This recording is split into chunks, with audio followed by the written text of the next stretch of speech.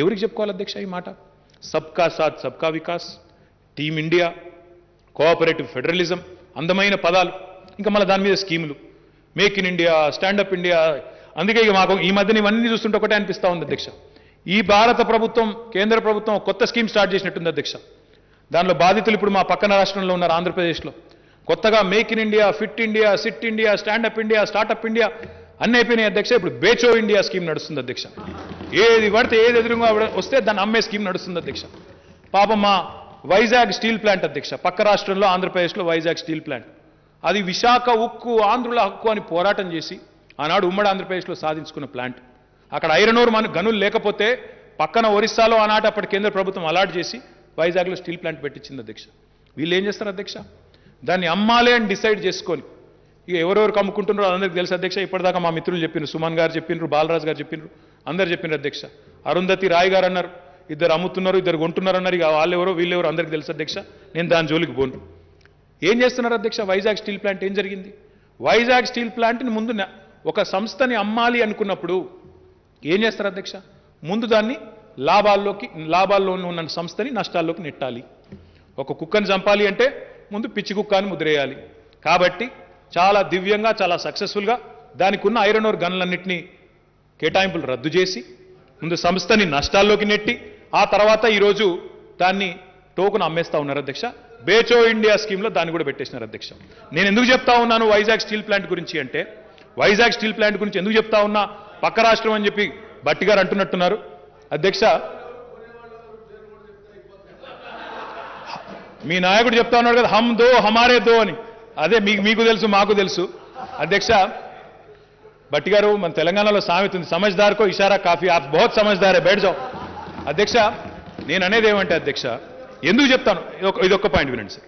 ఎందుకు చెప్తా ఉన్నా వైజాగ్ స్టీల్ ప్లాంట్ గురించి అంటే ఆషామాషిగా చెప్పడం లేదు అధ్యక్ష. తెలంగాణ కనుక ఈ బేచో ఇండియా స్కీమ్ని అర్థం చేసుకోకపోతే, తెలంగాణ ప్రజలు కనుక ఈ బేచో ఇండియా స్కీమ్లోని లోతుపాతులు అర్థం చేసుకోకపోతే మన సింగరేణిని కూడా అదే పద్ధతుల్లో అమ్మడానికి వీళ్ళు సిద్ధంగా ఉన్నారు అధ్యక్ష. మన సింగరేణిని కూడా టోకును అమ్మేసే ఒక కుట్రకు ఈ కేంద్ర ప్రభుత్వం తెరలేపుతా ఉంది. మొన్న మన ముఖ్యమంత్రి గారు తెలంగాణ ప్రజల పక్షాన, తెలంగాణలోని సింగరేణి కార్మికుల పక్షాన ప్రధానమంత్రికి ఉత్తరం రాసినారు అధ్యక్ష. ఏం రాసినారు అధ్యక్ష? మీరు ఛత్తీస్గఢ్లో, గుజరాత్లో ఏ మాదిరిగానైతే అక్కడున్న బొగ్గు గనులని ఆ ప్రాంతంలో ఉండే మినరల్ డెవలప్మెంట్ కార్పొరేషన్కి గవర్నమెంట్ కింద ఎట్లయితే అప్పచెప్పినారో, సింగరేణికి కూడా అదే పద్ధతుల్లో మాకు సంబంధించిన 4 బొగ్గు గనుల్ని మాకే అప్పచెప్పండి, మా సంస్థకు అప్పచెప్పండి. ఎందుకు అప్పచెప్పమన్నాం అధ్యక్ష? ఊరికేనే కాదు. Singareni is one of the most profitable PSUs in the country today under the leadership of KCR గారు. అత్యధిక లాభాల్లో దూసుకొని పోతున్న బ్రహ్మాండమైన సంస్థగా సింగరేణి ఉద్భవించింది. ఈరోజు భారతదేశంలో అత్యధిక పిఎల్ఎఫ్, ప్లాంట్ లోడ్ ఫ్యాక్టర్ ఉన్న విద్యుత్ ఉత్పత్తి కేంద్రం ఎక్కడుంది అంటే సింగరేణి ఆధ్వర్యంలో నడుస్తూ ఉంది. 87% పిఎల్ఎఫ్తో నడుస్తూ ఉంది. అత్యధిక శాతం లాభాలు ఎక్కడ వస్తున్నాయి, బోనస్లు ఎక్కడ వస్తున్నాయి కార్మికుల కంటే ఈరోజు సింగరేణిలో 18 నుంచి 29% మన కార్మికుల లాభాలు పెరిగినాయి. కాబట్టి సింగరేణికి అప్పచెప్పండి, అప్పచెప్తే ఆ గనులను నడిపి మరిన్ని వేల మందికి మా పిల్లలకు ఉద్యోగాలు ఇస్తామని మనం అడిగితే, మనం అడిగిన దాన్ని బేఖాతరు చేసి ఆ బొగ్గు గనులను ఆక్షన్ పెట్టి మళ్ళీ సింగరేణిని కూడా దాన్ని కూడా నష్టాల బాటన పట్టించి దాన్ని కూడా ఖతం చేయాలనే ఒక ఎజెండాతో కేంద్ర ప్రభుత్వం పోతా ఉంది. దయచేసి ఈ కుట్రలను గనక మనం కనిపెట్టుకోకపోతే, మనం అర్థం చేసుకోకపోతే, మనం కూడా పక్క రాష్ట్రంలో ఆంధ్ర సోదరులు ఏదైతే రోడ్డెక్కి కొట్లాడుతూ ఉన్నారో వైజాగ్ స్టీల్ ప్లాంట్ గురించి అలా నెత్తినోరు బాదుకుంటున్నారో మనకు కూడా అదే పరిస్థితి వస్తుంది. కాబట్టి మా కాంగ్రెస్ మిత్రులు వాళ్ళు కొంతమంది ఎక్కున్నారు అధ్యక్ష ఆడ పార్లమెంట్లో, అక్కడ గొంతు విప్పండి. ఎంతసేపు మమ్మల్ని ఇక్కడ తిట్టుడు కాదు, అక్కడ మాట్లాడండి, అక్కడ కూడా బీజేపీ మీద అప్పుడప్పుడు మాట్లాడండి. తమాషా ఏంటంటే అధ్యక్ష, మొన్న ఇక్కడ బీజేపీ శాసనసభ్యులు పోడియంలోకి వచ్చారు, తమరు నిర్ణయం తీసుకున్నారు, సస్పెండ్ చేసినారు. కానీ నాకు గమ్మత్ అనిపించింది ఏంటంటే అధ్యక్ష, తెల్లారు చూస్తే బీజేపీ అధ్యక్షుడి కంటే ఎక్కువ కాంగ్రెస్ అధ్యక్షుడు బాధపడుతున్నాడు అధ్యక్ష వాళ్ళను ఇక్కడి నుంచి పంపించినందుకు. మరి ఒక అవిభక్త కవలల మాదిరిగా చాలా దారుణం అధ్యక్ష. ఏందో మరి వీళ్ళ అండర్స్టాండింగ్ ఏందో మాకు అర్థమైతలేదు అధ్యక్ష. అవిభక్త కవలలాగా తయారైనారు, సాయమీస్ ట్విన్స్ లాగా. వీళ్ళకంటే ఎక్కువ బాధ వాళ్ళు. ఇదేమో అధ్యక్ష, బయట అయితే చాలా పుకార్లు ఉన్నాయి అధ్యక్ష, హుజురాబాద్లో కలిసినట్టు, కరీంనగర్లో, నిజామాబాద్ పార్లమెంట్లో కలిసినట్టు, బయట కలిసి పనిచేస్తున్నట్టు చాలా అనుమానాలు ఉన్నాయి అధ్యక్ష. వాళ్ళ వాళ్ళ అధ్యక్షుడి గురించి ఎంత తక్కువ మాట్లాడుకుంటే అంత తక్కువ అధ్యక్ష. ఇప్పుడు మా బట్టన్న చాలా మంచివాడు అధ్యక్ష. ఒక నిమిషం. మా బట్టి విక్రమార్క గారు చాలా మంచివారు అధ్యక్ష. కానీ దురదృష్టం ఏంటంటే అధ్యక్ష ఐఎమ్ నాట్ ఈల్డింగ్. తర్వాత వారిని వివరణలో క్లారిఫికేషన్లో చెప్పమనండి, సవివరంగా చెప్పమనండి.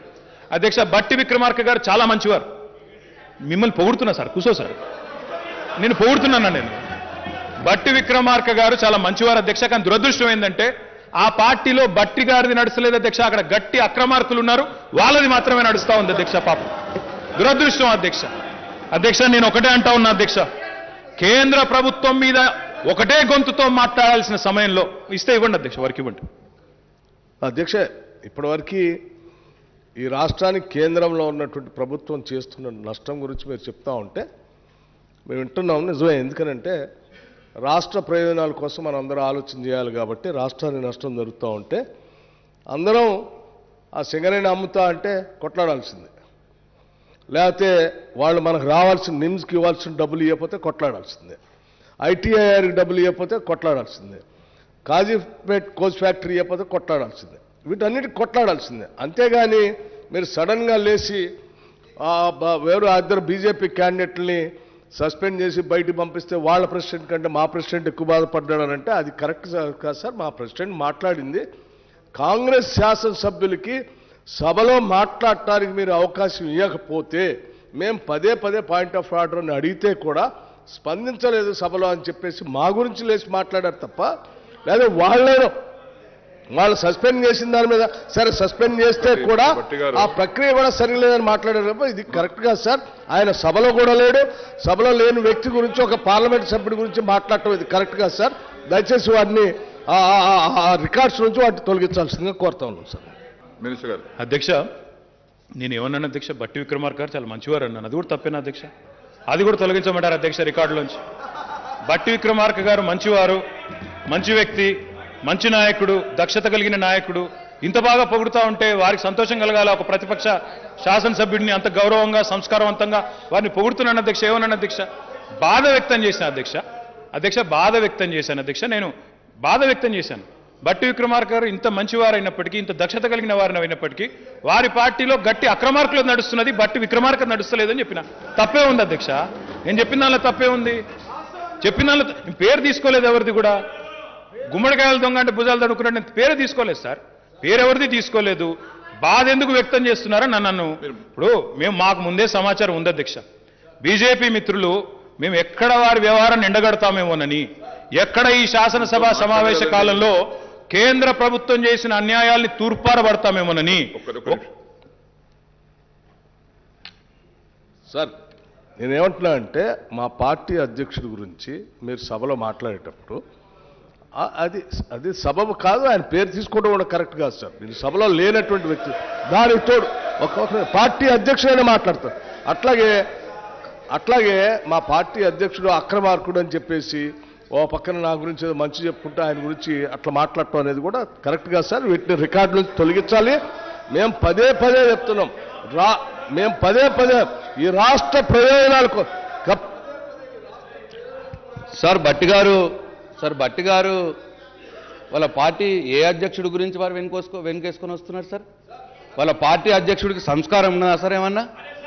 ముఖ్యమంత్రి గారి పుట్టినరోజు నాడు పిండం పెట్టాలని పిలిపించిన వ్యక్తి సార్ గా అధ్యక్షుడి గురించా సార్ మీరు మాట్లాడేది?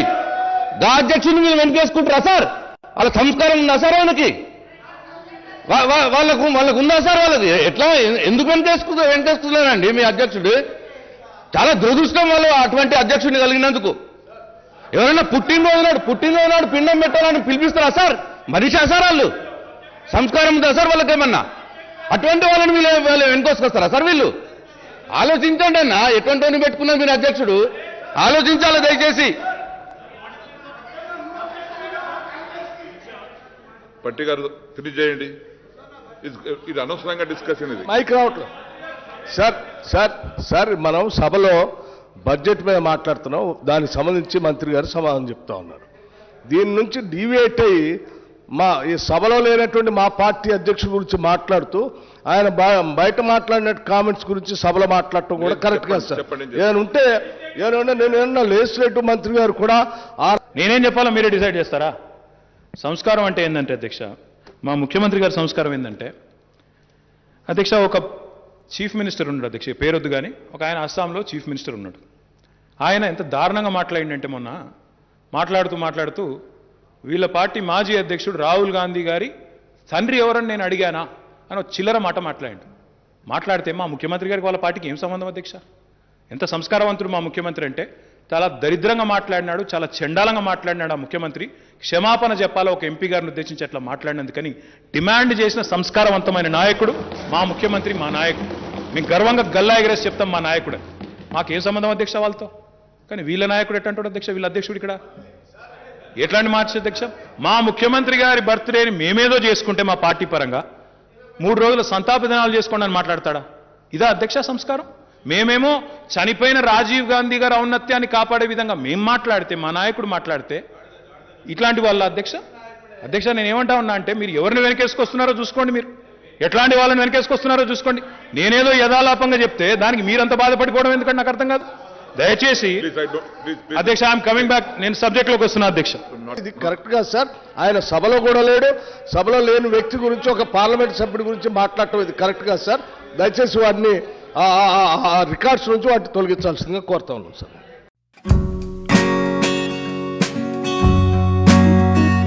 హాయ్ ఫ్రెండ్స్, మా టుడే టుమారో యూట్యూబ్ ఛానల్ చూస్తున్నందుకు చాలా థ్యాంక్స్. మరిన్ని లేటెస్ట్ వీడియోస్ కోసం వెంటనే సబ్స్క్రైబ్ చేయండి. అలాగే ఈ బెల్ ని కూడా రింగ్ చేసేయండి. మా నోటిఫికేషన్స్ అన్ని మీ మొబైల్లో వస్తాయి. అలాగే మా వీడియోస్ మీకు నచ్చితే లైక్ చేయండి, షేర్ చేయండి, నచ్చకపోతే కామెంట్ చేయండి.